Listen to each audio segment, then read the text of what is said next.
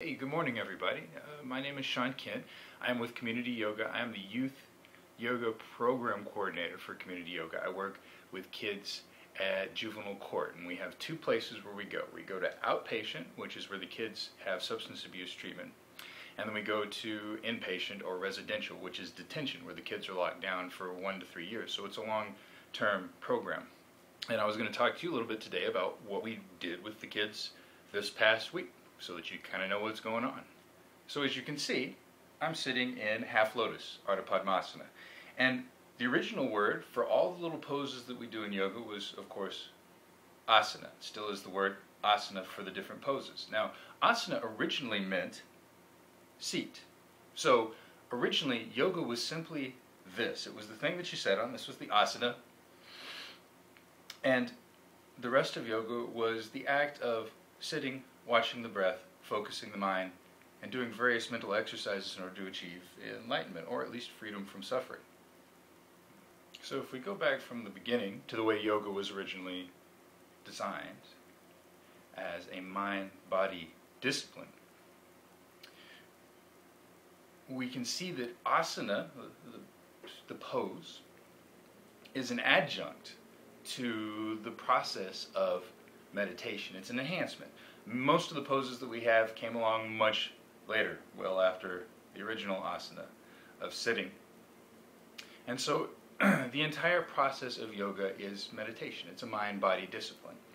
So what I invited the kids to do this past week, and what I invite you to do right now, is to begin the process of exploring just how that works by simply coming into the original asana, the original seat, either crisscross applesauce, sukhasana, with one foot in front of the other, or half lotus if it feels good to you, and then taking the shoulders, rocking them up, rolling them back, open up to the heart, close the eyes, and then I invite you to take 20 really long, slow breaths in through the nose, all the way down through the throat, down through the chest, and down into the belly, and all the way back out,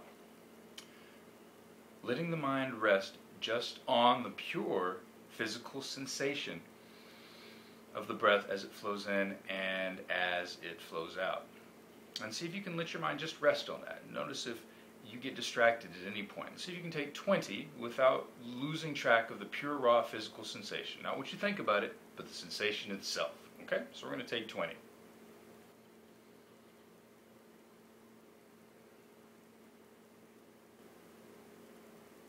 Cool. So now we've taken 20 breaths, and as you took your 20 breaths, you may have noticed that the mind wanders a lot. A lot of stuff goes on. As soon as you close your eyes, as soon as you start to rest down, all sorts of things start to happen. Thoughts about the past, thoughts about the future, thoughts about thinking.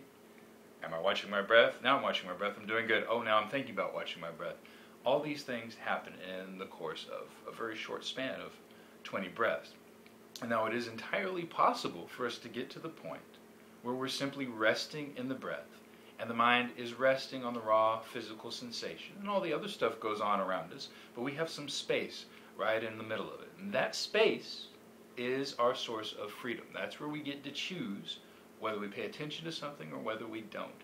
And that's how we control ourselves and control our impulses, which is a big deal for the young people who are in juvenile court right now, or in juvenile detention, as impulse control. And so the next thing that we talked about was how the poses were helpful for the process of meditation, because the mind and the body are a feedback loop, basically. So when you relax the mind, you relax the body. And it's the same the other way around. When you relax the body, it helps the mind relax. So when you take your arm, for instance, and you stretch, push the palm out, and you feel the stretch run all the way from the heel of the hand down to the shoulder, you can feel that warm burning sensation in the arm. That's all the muscles getting longer. That's tension leaving the muscles. And when the tension leaves the muscles and leaves the body, it also leaves the mind. And so the poses, the asana, when done slowly with attention to the breath and the physical sensation, act as a focus point for meditation. And that's how we're teaching the youth. We're teaching them a mindfulness practice so that they can learn to create that inner space for themselves. So that the next time they get angry, they don't freak out.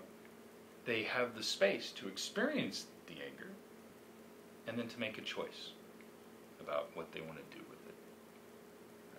that's not easy for us as grown-ups who aren't in jail. And it's harder for them. All right, that was the lesson that the kids learned this week. We did a lot more than that. We did an hour of yoga, but that was the information that they got in order to get started so that they could use their practice more and more to help them deal with some of the stress and some of the emotional difficulties that they're struggling with over there in juvenile court. Thank you so much for taking the time to watch this video blog, and thank you so much for supporting community yoga. And hopefully you will continue to support us in the Youth Yoga program in the future. You can look on our website, and there's a lot of ways to support. I will talk to you next time.